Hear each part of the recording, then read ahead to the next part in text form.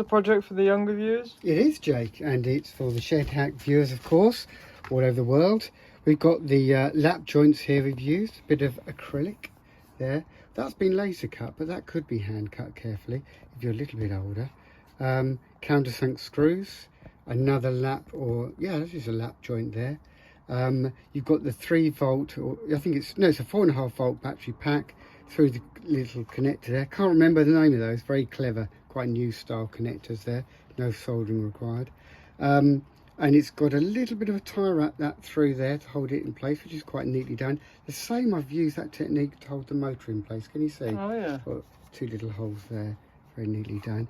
I haven't soldered these connections here, but they ought to be really soft soldered with electrical soldering, of course. What else can I tell you about it? It's got a styrene base, another type of thermoplastic base.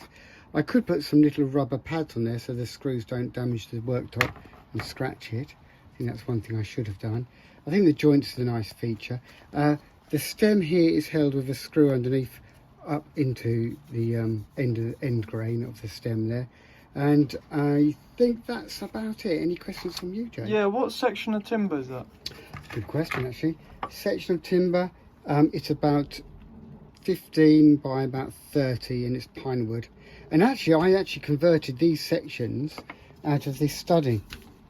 I took it out of this studding and then cut 3 sections and planed it up using a hand plane, which is one of those there. Yeah. But the viewers can do that with their adult helpers, or they may be able to buy a section of timber like that. So quite a lot of skill there used. If you take your time, you can get a really good finish, I think. And of course, this doesn't have to be made in acrylic. It could be made in a wood, or it could be very neatly laser cut if you've got access to a laser cutter. That's great. Okay, so what else do I need to know? There's the design I did beforehand, and I've kept to it. Of course, the colours can change. I mean, the RB could be a different colour, of course, different colour acrylic. Sizes, all in millimetres, 110 millimetres by 110. It doesn't show the actual plan view, which would show actually the joints, which that would be quite useful. The drawing there doesn't show that. So that orthographic is not a complete drawing, but I think it shows the proportions well, and I think it shows the idea. You can get different ideas, as I say, online, and often you can get inspiration online for variations of all sorts of projects you might make, including, which I'll go into a little later, is my little bot man. And this is another project we're going to do a little video on. Okay, let's see if I can get it going. Even got the lights there. Oh, there we go, the lights are flashing. My little bot man. There, look, it even runs, that one. Woo! Anyway, we'll do another little project on that later. Little video on that, but that's perhaps for somebody who's a little bit older. So I'll go back to that later. So tools, Jake, what tools do you think I used? Basic hand tools. It is basic. Got the bevel edge chisel.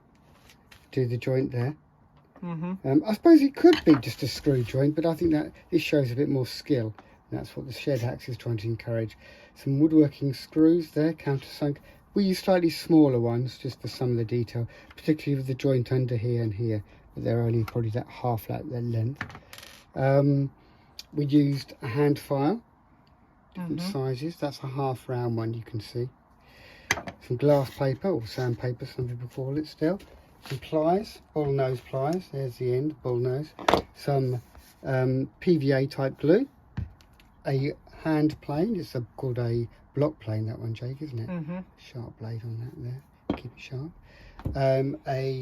Not a jack plane, I think it is actually a jack plane. It's a number, what one is that? That's a number 5.5, which is a type of smoothing plane. Yeah, that's a type of lovely tri-square, yeah. T-R-Y, it's spelled tri-square. There it is, that's to check angles and things are straight, like there. Check it's nice and square. Always handy to have one of these for quality control. Steel ruler, a bench hook to cut your material on. So if you were doing some cutting, you can use the bench hook there and do your line nice and neatly. Having marked a line, of course, with a, what was it again? Tri-square. So that's used to convention with the bench hook.